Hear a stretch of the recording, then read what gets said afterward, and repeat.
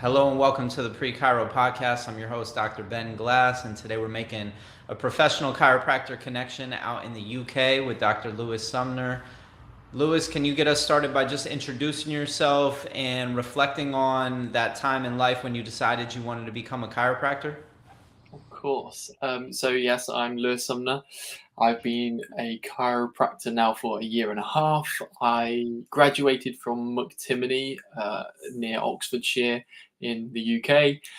Studied there for 4 years. The reason I got into chiropractic really was I was playing table tennis at a somewhat high level. I was playing for the country, and I just as part of that, we got a lot of included things. And one of the chaps who I was playing table tennis with, one of the older guys, he was a chiropractor and he did this on the side as well.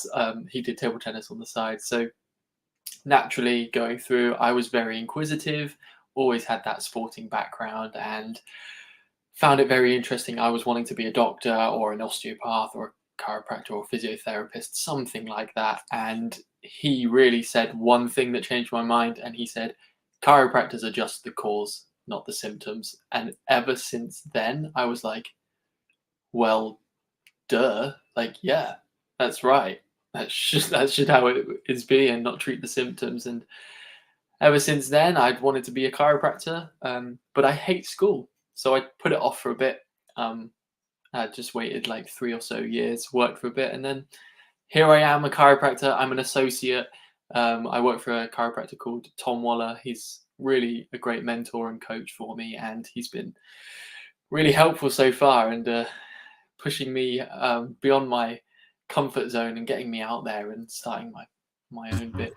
Yeah, You hit on a couple of keys that I find to be like consistent patterns that I've observed that make for great chiropractors, which is that you are like an athlete at Mm, your background, hand-eye coordination, reaction time, speed, um, specificity, precision, and then also you really don't like school. You're not really somebody who likes to just follow the natural course and order of things and just go through a curriculum that somebody else tells you have to study and just memorize all this information that you don't find very interesting to you, but you'd rather probably go really hard and dive really deep into the things that do interest you. Can you talk about what that experience was like going into McTimoney and like the challenges that you faced and maybe some surprises that you encountered and really where you found your focus point that would keep you grounded, that would keep you inspired, or maybe it wasn't there until later, but maybe just share your story. it was quite late, to be honest, and I went into university very mechanistic, biomechanical. Here's an issue, fix it kind of approach. And I was like that for the first couple of years because that just made a little bit more sense to me. And I was at the end of year two, I was really not enjoying school. I hated school, and chiropractic wasn't what I thought it was going to be. I think it's because I didn't actually understand what chiropractic is. I wasn't being taught that, and I find it ironic because I do a lot of this sort of similar style teaching to students and new grads, and I was the worst student. I was always chatting back like that doesn't make sense. Why is it that way? And I was just a horrendous student in that sense. But I always had that hands-on drive to continue me going further. And the pinnacle for me was I was in a hole of online YouTube videos and really got into the Kairos stuff by Dr. Brett Jones and Jordan Fairley and yeah, the whole gang. And then I started looking into more what my university had to offer because I was doing the bare minimum. I was doing sports massage as a job at the time, working with a rugby club, sideline, first aid, that sort of thing. Started basically learning self about philosophy and about uh, internal spirituality and things. Reached out, we had a Kairos training culture at our university, and that was my gateway into now having read a few blue books, a few green books, and like narratives around that philosophy. that having that philosophy and that understanding of why I'm doing what I'm doing completely flipped it on its head. I hated chiropractic school for the first 2 years because it felt like you were being taught a load of nonsense from pages. Kairos was like, feel it within, go within, understand why you're doing it, understand yourself so that you can understand things. And ever since then, I've been always all about that sort of thing. I preach it to all of my patients, breath work, meditation. We do box breathing all the time in practice. And that helped guide me on my journey, especially with those people around me who were also on that journey. That definitely found my spark and my passion for chiropractic again, because I knew I wanted to be a chiropractor. And there was something within me. I was like, this just helping someone throughout the whole stage is amazing. But it didn't make sense. And from that point on, when I started looking within and help with others and the universe as a whole, if you will, just taking a little bit more of a philosophical standpoint and understanding my why, completely just changed my whole trajectory. And then from there, I've just been so passionate doing talks and teaching, and I ended up taking over that training culture because I got so engrossed in it and it made so much sense to me. Adjustments started happening, people started getting better, and I don't think that's a coincidence. I honestly don't. And a lot of people think it's woo-woo, but I've seen it happen, and I've not had too much experience in practice yet, a year and a half, but I've seen it in my time there, and yeah, I love it. If you could just give some reality dosages of like what the culture is like with the students that are in a chiropractic program in the school you were at, like what are Mm. they really like finding to what are you observing to be like the most common path, shall we say? Is there kind of a lower vibration where students are not very inspired and they're kind of just going through this program that maybe they don't want to be in, or maybe they're not sure why they're in it? And I'm just curious if you could kind of like paint a picture for us, or paint a picture for any high school student in the UK of like what it looks like, and maybe give like the bleak reality of what it is, but then also maybe talk about what it could be or how you would Mm. recommend it change over time, so that we can build a more aligned and stronger chiropractic student culture. 100%. So for me at the start, there's a lot of naivety and also uncertainty. That's a great word to put it, actually. There's a hell of a lot of uncertainty when you first start, because as much as you've had chiropractic care when you first start, as much as you think you know, when you go to school for chiropractic, first year 1 and 2 is palpate, no adjusting really. Learn to palpate and a hell of a lot of microbiology, learning about what's going on the inside. None of really the fun stuff yet. It does come, and they do it that way for a reason now, I completely understand. But they never explain it to you in that order. Because now I understand Krebs cycle and all these other things and Wolf's law, and I'm like, okay, now that makes sense because I can see an X-ray with dish, and I understand why that's happening now. But they don't. There's a lack of communication, I think, on the steps that you're taking, because you turn up, you got human function 1 or biomed 1, and then you got biomed 2 in year 2, biomed 3, musculoskeletal medicine, whatever it is going through, and you work your way up to what I would call the more practical fun stuff, which is in year 3 and 4. But for me, it lacked that substance in year 1 and 2. Why is this important? Again, it comes down to that why for me. And there was a hell of a lot of uncertainty with everyone, because why are we learning about the inner workings of a cell again that we did at AS and A-level biology? There wasn't any, how am I putting that into place within chiropractic? There wasn't a link. There wasn't a this makes sense in chiropractic because. It was just learn your human function, your biology and microbiology and neuroscience and things like that. That I think the basic thing is uncertainty and lack of communication between your understanding of what's going on is, yeah. But understandably, university is self-learning. You have to be aware that you're not supposed to have your hand held with you the whole way. You have to find your own way. But I've seen so many people in my year already they're not practicing because they never found out So why they we'll were get doing to it. that. Yeah, we'll get to that a little bit later. And that's the sad reality, is that if students don't catch fire at some point, then there's not Mm. really a bright candle that takes much for it to just go out. So I'm just curious, from your standpoint, if you had that internal clarity, if you had some certainty in you as far as why you were in this chiropractic program, as you were entering the program, how would that have changed your experience?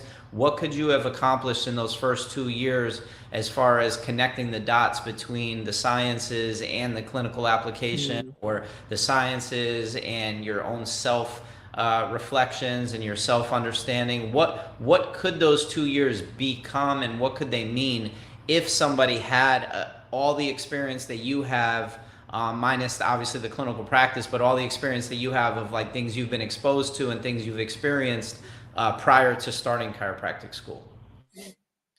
Well, I mean, easily said, you'd have such a huge forward step. You'd be like 10 stages above everyone else because once you understand those fundamentals and where you're taking this in the long run, then it would all make sense from the beginning, that clear-cut pathway. It would reduce that uncertainty. And I think what I was missing was a little bit of mentorship, coaching, and preparation. The lecturers were there to lecture, and unfortunately, I had one or two who were very passionate about chiropractic, and the rest were not so much.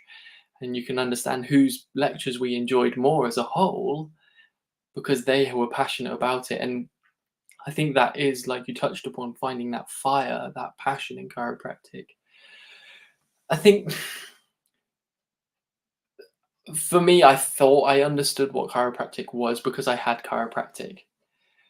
But until you learn a little bit about the inner workings and a little bit of the history and what chiropractic has been through and the few fundamentals and even some of the principles of chiropractic, understanding that is huge. And to put this bluntly, some of the lecturers at our university, when I was questioning these things in year 3, didn't know about the 33 principles in chiropractic.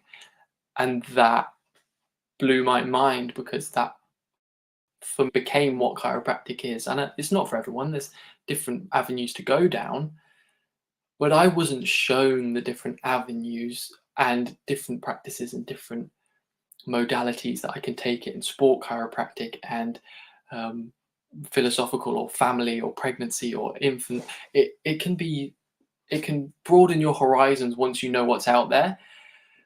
I think it's just getting that knowledge of what's out there, and the lecturers were there to teach their subject and go home, not inspire, which is what, again, that back down to that mentor and coach that I think would have been hugely beneficial, or pre chiropractic learning.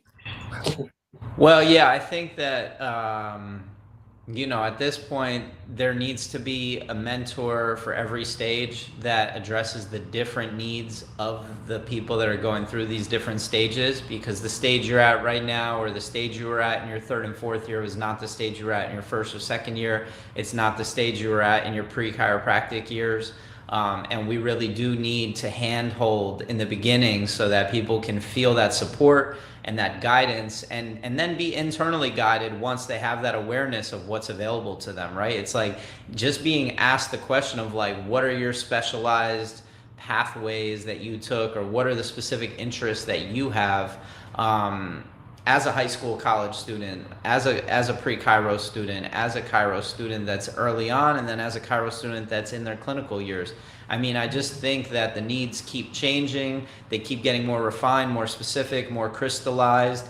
and we would have a more empowered graduate. We would have a much clearer graduate, a much more prepared graduate for the real world and to provide real lasting change with chiropractic care if we had that mentorship you're talking about through each stage. So I kind of paint the picture in 9 stages. There is a stage 2.5, there is a stage 6.5, there is a stage 8.5, but there's really like a real clear parameter that can be created or structure that could be created so that the educational process or the learning process or the self-developmental process can have milestones, can have clear objectives, that you're not moving on to the next stage until you've at least attempted to gain some level of confidence in this stage.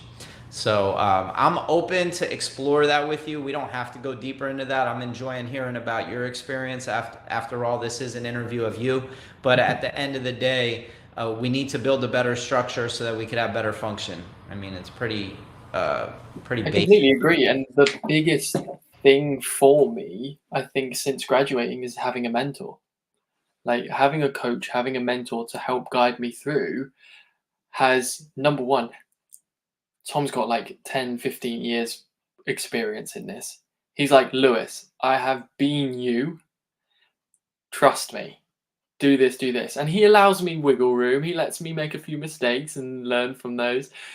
But he has really guided me through to make sure that I stay on a certain course, but I also go out and adventure and understand a bit more and explore chiropractic and functional medicine and applied kinesiology, things that I would have just not had my eyes opened up to necessarily if I hadn't have had someone there to hold my hand, essentially. And I think that goes back to what I found in year 3, a group of people who were going through that journey. There was someone who was teaching the lessons, and they would guide us through and help us understand, this is how you do box breathing, this is how you do Wim Hof, this is how you do this.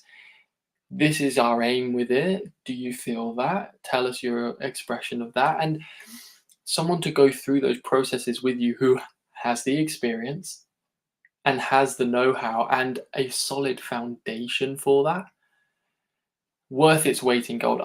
The one thing that comes up all the time whenever I speak to anyone is get a coach or mentor, some structure to help you with these issues, because we all have these questions, these queries, these uncertain moments, these things that we can't communicate. 100% of the time, someone else has been through that. You're just not talking to enough people, and you're maybe not broadening your horizons or having a good enough mentor or coach. And it's really simply, for me, has come down to that.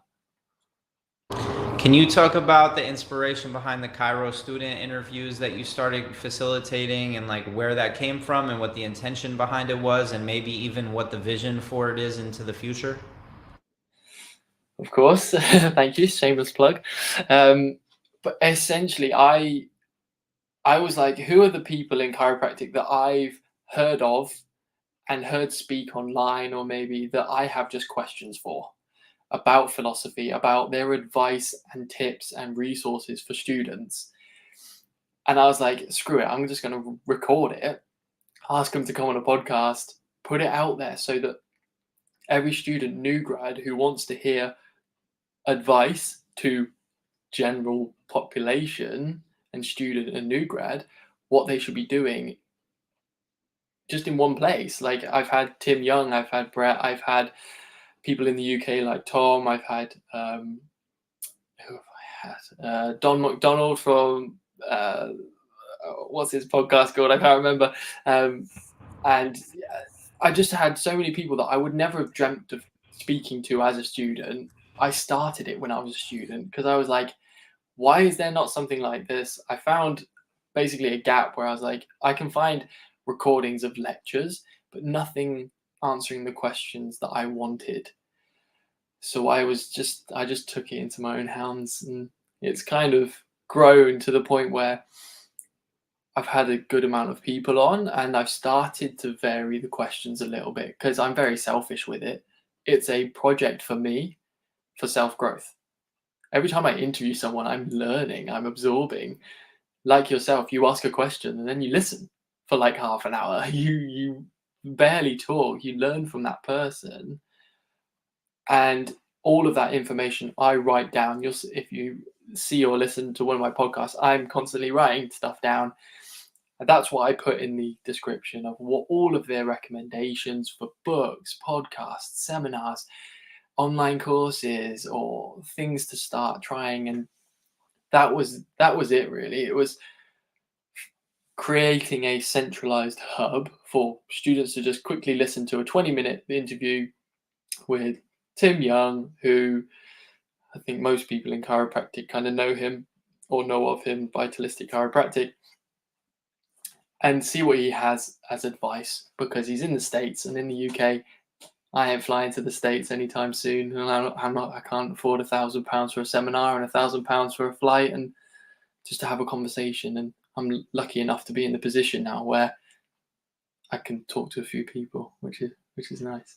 I'm curious what the response has been for the chiropractic students, how you're able to connect this information to them, what the struggles have been. A lot of students are very apathetic, meaning they're disengaged, they've got the blinders on. Even if you're shining a bright light over here that's not very far down the street from them, they still can't see it because they're just like focused on immediately what's in front of them.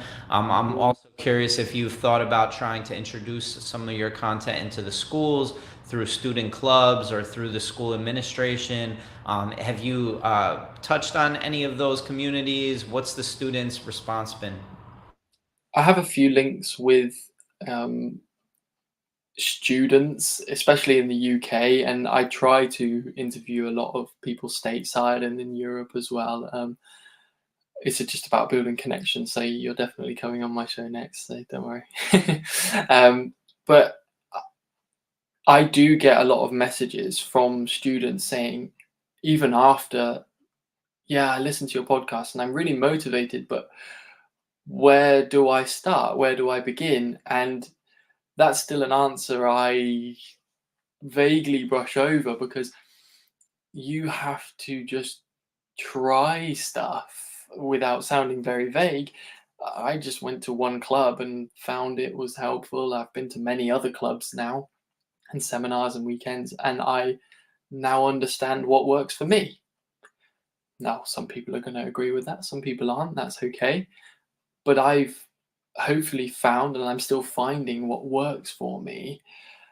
That is my advice to them. Use this information to explore, to expand yourself. And like you've basically said, like, there's uncertainty. They just don't know where to start, where to begin. And also they ask, why have they not heard any of this in school?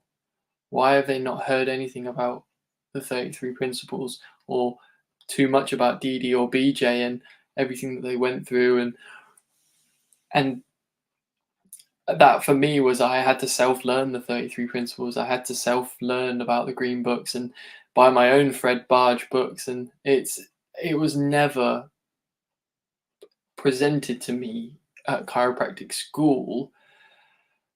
And that's maybe the barrier that I'm trying to break there, of open that avenue for them as students and new grads to, this is out there. And there's a few chiropractic student groups that I post my podcasts into and such. And the problem is, teaching, mine's quite philosophical based, and unfortunately the chiropractic schools in the UK do not like that. Anything where and a lot of people are saying similar to what I'm saying, at chiropractic school you learn to tick a lot of boxes and get through. And that's not really, I think there's going to be a barrier to try and get that into schools. But I'm working on other resources, that, like a little handbook that I want to present to students, of people that I think that they should know about, and a little bit of a cheat sheet of how to get through university, of how I did it. And I think I'm pretty happy now. So how they can get to that point, that's my plan for the future, and still broaden it. And open up to actually interview some of the principals at the universities, that would be a good idea, and that might be a good gateway in, to be honest. Definitely, definitely. Curious if you were to just give a guesstimate of if you exposed 100 students to chiropractic in its depth and its essence, how many of those 100 students would be attracted to becoming chiropractors versus repelled by chiropractic? Specifically in the UK, like high schools or college students that are slanted towards healthcare or life sciences or health sciences or athletics and not sure what they want to do, but they know they want to go to graduate school. It's definitely shifting more towards things like chiropractic, physiotherapy, osteopathy, because there's always been this hierarchy of working for the NHS in the UK, which has been put on a pedestal, but that pedestal is falling at a rapid rate because it's not. I've heard it's not a great place to work, and there's not good facilities, and yeah, that's for a different time. But uh, the opportunities within chiropractic and this side of healthcare and adjusting the cause and not the symptoms, if you explain it right so that they can understand it like I did when I was 15 and had my first adjustment, people should get it and it will stick in his head, I promise, or her head. It will stick in their head like it did mine, because it shifted my paradigm of health and what it can be for everyone. How many do I think? Probably 50-50. Chiropractic still in the UK has that, he's just going to click your neck, and TikTok hasn't done us that many good things. I don't think people just think it's the pops and clicks, and it's so much more than that. But yeah, I'd say about 50-50. But then of the 50% that repel in the first place, 25 would soon come back, I think. So I reckon a good 75% would go. 25% are probably really stubborn and want to go be a paramedic or a surgeon, and fair dues if they do. But I think there's a lot of humility and very humble livings to be made with chiropractic, and it can honestly be whatever you want. You can survive on seeing 10-15 patients of an hour length if you want to a week, if that floats your boat. You could go be a chiropractor or just 500 people a week. You can literally do whatever you want within chiropractic. Network, you just do energy work. You could be very sports related. If they understood the avenues that you could take within that and the freedom that comes with it, I think we'd have a hell of a lot more chiropractors. Because I even say to my friends who have been to university and studied other things, I'm like, dude, chiropractic, man. Like, they all get chiropractic from me, let's face it, all of our friends do. And they have that understanding, and they see the life that we live, and they're like, Lewis, you have no stress. And I'm like, dude, we preach, like we got to practice what you preach as well within chiropractic. And that's one of the things, live the chiropractic lifestyle of eating well, thinking well, moving well, thoughts, traumas, toxins. These things, if you can understand them, yeah, I think a lot more people would get into chiropractic if they understood how big chiropractic is. So just to share with you a little bit, so I'm about 10 years in the game, and when I was a third quarter student, I decided I wanted to do this project. It was going to be called Chiro Movement. I connected students from all the different schools to one place to expose them to the same types of materials. This is like 2010, 2011. Basically, I had this idea that we really needed to focus on the student I was, a college athlete, studying personal training, exercise science, thinking I want to go to grad school, trying to decide physical therapy, medical routes, never really considering chiropractic, but yet I was perfectly primed and positioned to go that route, just didn't know it was an option. And so anyway, fast forward 10 years, I haven't ever stopped writing about this material, haven't ever stopped thinking about it, dreaming about it, refining it. like, you know, in spurts. Obviously life takes over. You're Yeah. starting to practice, you're going into clinic in school, you've got different things that pull your attention and your focus for chunks of time. But I always came back to this project because I knew how big it was, I knew how important it was. And it seems as though these types of conversations and what you're sharing are the common conversation, which is, we know that the education system is not reaching to elevate the student outcomes that we know are possible. But we've just kind of settled on, well, it just is what it is, and we have to find other avenues and strategies to figure out how to sort of treat the effects as opposed to addressing the cause. But if we mirror chiropractic education to humans in the real world, we look at birth trauma as being one of the primary first subluxations. The pre-chiropractic experience is that sort of preconception, conception period of time where we're bringing in a new individual to the fold of being a chiropractor, of being born into this world. And so my point, I guess I'm trying to make to you, is that because I haven't given up, and because of the advent of things like ChatGPT and artificial intelligence, in the last month, I've been able to take about 10 years worth of work and really speed it up in 1 month, bring all 10 years worth of work into one concise, pointed program with, as I said, like 10 or 12, 13 different parts to it. And it's incredible. I don't know how much you're familiar with ChatGPT and AI and how much you're using it, but I use it like 100 times a day, and I've been able to literally build an ecosystem of information and a mentorship system that is it's unestablished. It doesn't exist, but it's what we've been talking about needing for decades. So I'm just a one-person think tank, but at the same time, life has allowed us now, or technology has allowed us to really feel like we have the support of like 25 people. Like previously, I would always complain like, I need $1 million budget. I have Steve Jobs ideas, but I don't have Steve Jobs money. And I need some venture capitalists, but then I was always hesitant because I don't want them steering a project of this importance in a different direction. Yeah. So anyway, long story short, just to bring it all home and turn it back to you, what do you sense, hearing what I'm talking about, that I'm planning to bring this program to the profession within the next month or so, where there will be a 8-stage pre-chiropractic program, a 3 or 4-stage chiropractic student program, and a 1 or 2-stage professional chiropractor program, that all encompasses the entire life cycle that somebody goes through, from just finding out about chiropractic all the way till the end. I'm just curious what questions come to you about it, what thoughts come to you about it, what feelings come to you about it, as far as what you heard just now. So firstly, it sounds like that perfect coaching mentorship going through the stages. Exactly what I was on about earlier, of really what I was needing at that time.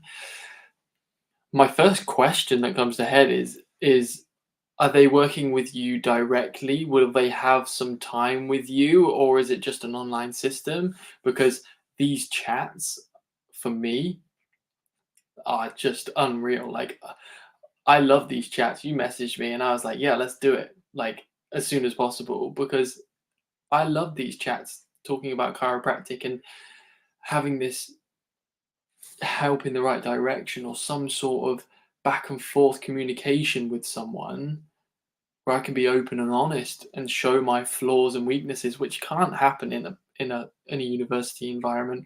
You get laughed at. You say something in a lecture and you just get like, you become that guy or whatever. And it's to be able to be open and honest with someone, that would be where I would feel a lot of value. And that's what I have with my mentors and coaches. I have two, and I have different relationships with both of them. Is that something you're going with? Yeah, I mean, this is not the Ben Glass show. This program, I'm really trying to dissolve as much of the ego out of the program as possible, because it's truly, the program is not me. Actually, the program is these interviews cut up and then turned into blog posts, and then quizzes attached to those blog posts. And then you can actually trace back to the parts of the interview. And then I tease out the details of each interview that connect to the different stages. so that I've got a kaleidoscope of different perspectives from different parts of the world, different, pathways within chiropractic, different models of clinical practice, and I can at least expose them. That's like the exposure part. The experience part is a little bit more challenging. So the apprentice model, which is module 3, is really about how do you identify the offices that are within driving distance of you, how do you connect with them, and then how does that office know what the proper way to facilitate an apprenticeship experience is and looks like. So there's a lot of like nuance that's in there as an intention, but at the end of the day, it's really just like big picture going to be out there as public information, and then the program, so to speak. So my goal honestly is like next quarter I'm piloting a program with chiropractic students to do 10-minute to 15-minute one-on-ones of like career pathway advisory, chiropractic specific. But my hope is that I could get this pre-Chiro program taken by some students, or the Chiro student program taken by some students, and then they can give feedback. We could iterate it or reiterate it, and then get an endorsement by some schools that acknowledge that if you go through these programs, that it's helpful at a bare minimum. And then once we get that endorsement from the chiropractic schools, then we can take the program and try and actually monetize it and sell it to colleges and high schools. If you're starting a chiropractic school in a new country like Scotland, and you want this profession to be familiarized to the high schools and the colleges, well, now we have a program that already exists that we could just export out to that country or translate to that language, if you know what I mean. It sounds like really well thought out. Obviously, like you've done your research and you've done your work behind this.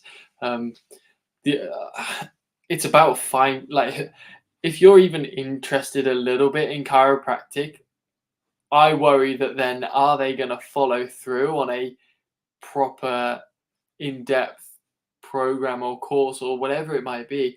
Like 15, 16-year-olds, maybe 18-year-olds, their mind attention span is just like 2 seconds. So I think there would have to be a certain amount of dedication to the profession already to undertake this. We have a couple of CAs at our place who are studying to be chiropractors, and I'm like already thinking, this sounds perfect for a student or like someone wanting to get into the profession but not knowing how or what's the best route to go down, and which school might be the best one, or what clinic, like you say, what practice might be the best one for them. So I definitely see it taking off. And in the UK, we're legislated by something called the GCC, very medical biased schools. So it really depends on what you're teaching. The Scottish College of Chiropractic is struggling to open on the basis that they want to be vitalistic and mechanistic. Vitalistic and principled, and they're being shot down a bit because of that. And even in McTimony, which is deemed as a philosophical school in the UK and one of the La schools, I had like 10, 20 philosophy lessons in my whole 4 years at uni. That's not enough. That's nowhere near enough. And we were deemed as the philosophical ones because I knew what a green book was. I think it'll be hard. Just to address the 18-year-old, 16-year-old thing, I think like I said, if we can get the program to be embedded into the course offerings or the curriculum offerings of a high school or college, so that they have like a pre-chiropractic track that will go towards your bachelor's degree or will go towards whatever you call the post-high school degree, diploma degree. Like if you could take courses that are related to chiropractic that are actually moving you in the direction of completing your program, then it's a no-brainer for students to have to take the quizzes and go through the lessons and complete the outcomes that we're asking for them to complete. That makes more sense. I was thinking like in a different way. That's interesting, yeah. I like the idea because I did things like I was interested in. I did like a snapshot course of like business studies for a while, and then I found that wasn't for me, so I did something else, and I ended up doing sports science and things like that. So that would make more sense. 100%. Yeah, I like that. It's innovative, so anything that's innovative will get shot down over and over and over again, and then it'll get through in one place, and it'll get through in another place, and now we have a track record, and then it'll get through. So, like, if we shoot 100 arrows, maybe only 2 or 3 are going to land at first, but then in year 3 we shoot 100 arrows, now 17 are landing, and it's becoming more of a cultural sort of norm to see students want to go into pre-chiropractic studies right out of high school because they've gotten that exposure, because they have that awareness, because they see how it differentiates itself from medicine. I think there's nothing that's holding us back from creating that except for human focused energy behind pre-chiropractic studies. There's clearly a field of study that can be created with the name pre-chiropractic that has not yet been created, that is robust enough to invite student science fairs and people doing PowerPoint presentations and writing term papers and doing all kinds of things in the name of pre-chiropractic, trying to improve the student well-being on their college campus, trying to promote campus wellness, just as we do in our communities of promoting wellness and living, like you said, in quotations, the chiropractic lifestyle. So I appreciate you vibing with me and just like, going back and forth. Sometimes it's, it's too new for people. They can't really wrap their head around it, but it seems like you're getting it. I love the idea. I wish I had that when I was starting out. Like, this is what I was preaching about, like, similar why I made the student podcast, because there's nothing out there to help you outside of university apart from some books written 150 years ago. It's like there's nothing new, there's nothing fresh, there's nothing legitimate. There's loads of courses and seminars, but there's no follow-up. There's no structure to it. And that sounds like what you're offering. So yeah, hats off to you. Sounds like I can't see why this wouldn't work. Yeah, there's no reason why it wouldn't work. And me doing these conversations, if something happens to me, somebody else has at least heard it, and it will happen one day eventually if it's not through me. But just to give you a little background, Brett was doing his tour on the campus when I was like in my junior year at the chiropractic school we went to, and he was thinking of going to a different school. He had a very mechanistic viewpoint on chiropractic and very mechanical. He wanted to do sports, so he was going to go to a different school. And I gave him a book, and I talked to him about vitalistic chiropractic. I gave him a book called Chiropractic Revealed. And is that you? Yeah. No way. Yeah. Because I then bought that book when he told me about it. Yeah. So that's crazy. Like the ripple I've effect. heard that story from Brett. Yeah, that's the ripple effect. He doesn't say my name because I never came out with this project. So he would be saying my name throughout all these years if I actually ever released this project. It's just because I've just been in practice and I never actually released the program that I've been talking about releasing for like 10 years now.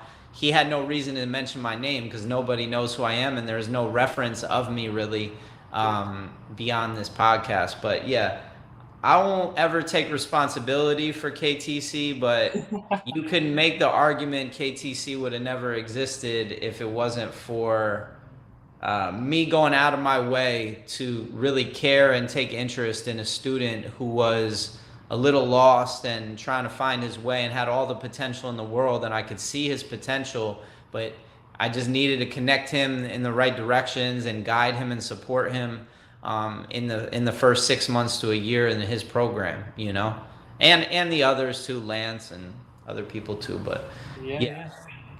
I love that. That's incredible how it's come full circle. And then I got like Brett's book, and he told me to get The crazy narrative is like in chiropractic seminars, people claim that other people take their information and take their ideas, and there's just a lot of that bogs down the vibration of like the collective field of chiropractors that are like out there promoting and expanding the message and the learning and unlearning of chiropractic to chiropractors and chiropractic students. And I think that there's a real lack of collaboration amongst different seminar speakers and facilitators, because everybody's like, I got my tribe, you got your tribe.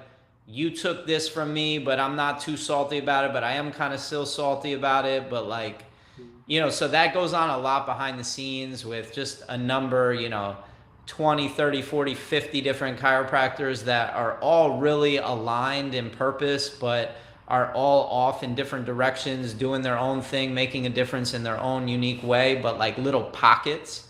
And it's okay, but like one of the overarching goals of this project I'm working on is to bring an ecosystem of information which brings them all together in one place, so that we could really celebrate all the different pathways that you could take, but also all the different seminars, all the different companies, all the different, really trying to lay it out there so that we could be the most connected profession in the world, because we're all about connection and reestablishing a connection between the brain and the body. The brain is our seminar facilitators, our organizations, our schools, our associations, our state, national, international organizations that are in the name of chiropractic providing some sort of service or some sort of mission and vision.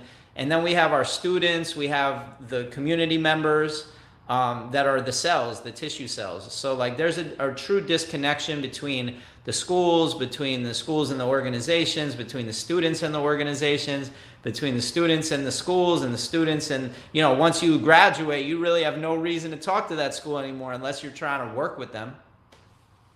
That mental impulse doesn't get fired. There's a disconnect. The chiropractic profession is subluxated, if you will. I agree, and having a place where it's all put together, and there's a community of everything, where like networking isn't a woo-woo thing, and Kairos isn't a woo-woo thing, and Tim Young's adjusting style isn't like, I love all of it. I absolutely love all of it, and that should be presented to students as well. And yeah, I feel like we're preaching from the same choir at the moment. Like, my idea of the student podcast was to open everything together, make it all accessible. Yeah, the question becomes is how can we work together? I guess that's like the last part of this conversation, and maybe a jumping off point to a relationship. But really, it's like, if we're aligned in purpose, where can we collaborate? Where can we support each other, right? Because to be completely honest with you, right now, I'm just like doing so much using technology to do it, but like I've done like 300 of these interviews with the who's who in the profession, like everybody, principals of schools and organizations and seminar facilitators. I mean, you name it, they've been on my podcast. In 2 weeks, I'm interviewing some like real heavy hitters like John DeMartini and James Chestnut. I've reached out to them and I didn't get a reply, so well done. Me too. That was my first and second attempt, but then the third attempt is like, getting their email and then reaching out to them through email. And, it's really all about adaptation and finding a strategy that's going to get you the desired result, right? Like the patterns. Make it happen if you want it to happen. Yeah, if you want it to happen, it will. It will. Yeah. I think, I don't know, because my podcast is kind of like a little side thing I do, and I'd love for it to grow, but it's such an organic thing. I don't really push too much. Integration, obviously, I don't know if you have many links in the UK, but I'm more than happy to like really help push that within here, the UK. And I still have a strong link with the students, especially at McTimony, and a bit of a link with WIOC and AECC as well. I'm more than happy to like really help push those side of things. And obviously, I don't think I'm allowed in the United States yet because of travel. Well, I would say, just focusing on Europe, whether it's Barcelona, McTimoney, I'm sure there's other schools, there's French schools, whatever, but like Yeah, McTimoney's in trying, Madrid now as well. huh?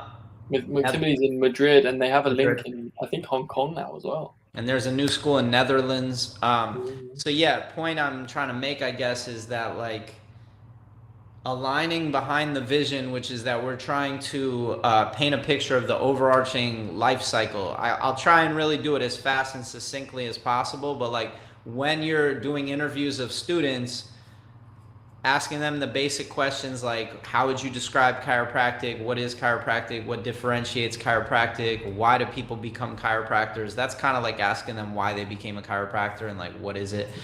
The second stage is the inner state, which I just broke up into your inner scientist, thinker, artist, teacher, entrepreneur.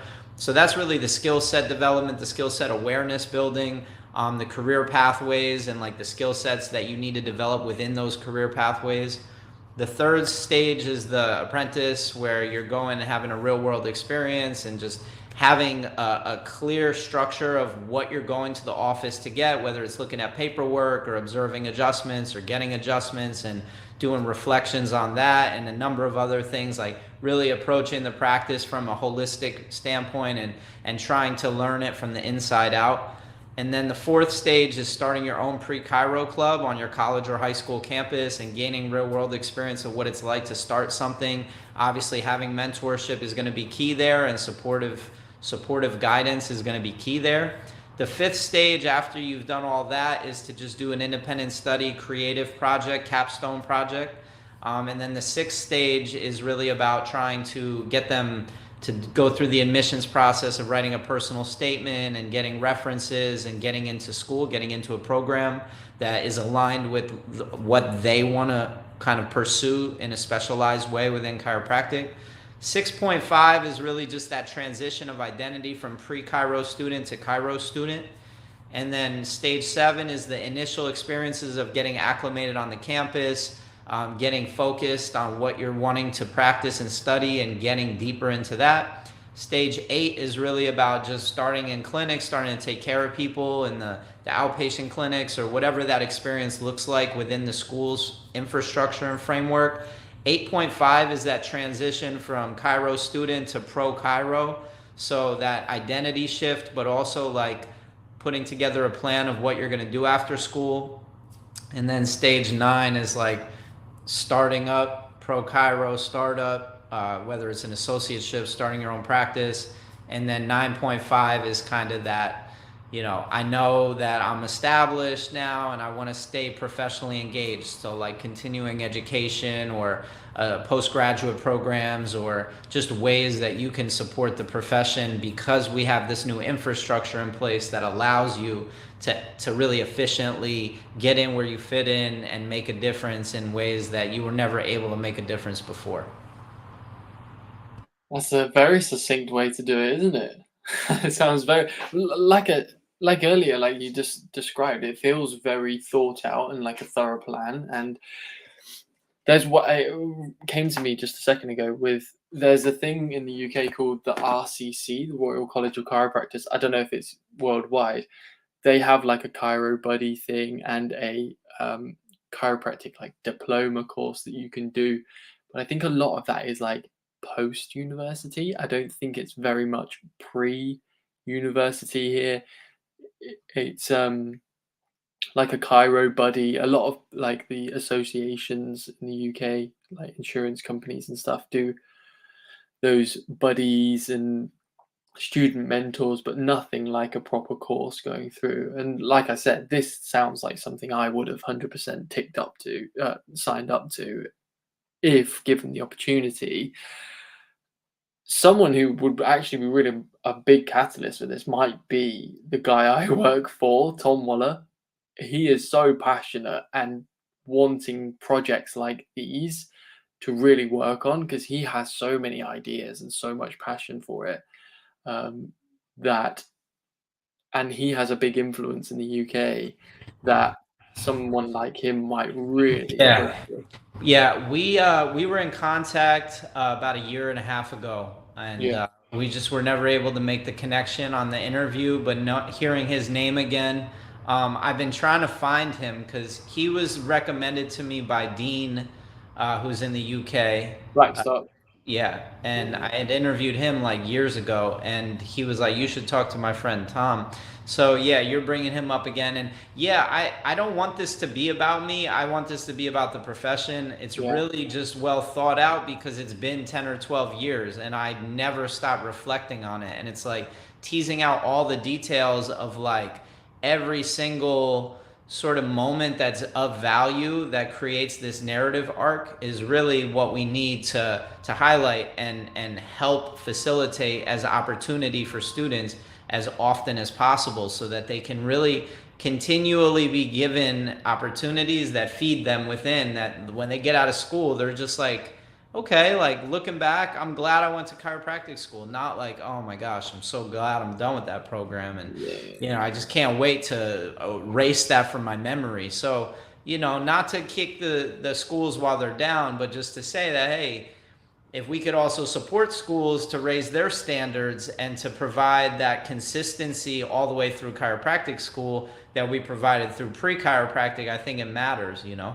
This would be a great thing, like on induction day or on a open day at a university, like something to be thought about or signed up to. If you can get like a 1 week trial for free, see if you like it, and if you do, then you sign up. I don't know what your plans are behind that, but even when I was going to an open day, like it answered a few questions, but something like this to have there or on induction. Look, guys, at McTimony, we work in partnership with Pre-Chiro, and we recommend that you go through this process because it is going to help you with that mentorship. And as a student, you get a student at McTimony, you get a prize of or it's endorsed by the chiropractic universities. That would be a really solid route to go through. Um, we don't really have many like career days in the UK.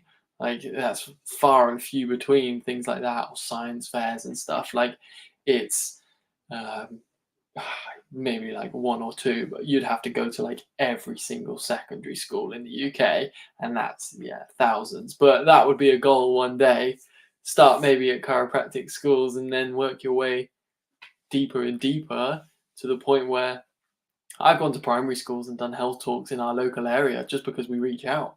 And I'm like, can I do a talk to the staff? And then I'm like, and then they love it. And then I'm like, brilliant. I can dumb it down to like the kids' levels and just make it them understand the spine a little bit more. And this is like your happy spine and whatever it is. And if they can understand it from that age, like I said, when I heard about the cause and the symptoms, adjusting the cause made way more sense. And that stuck with me forever since I was 14, 15, 16, that age.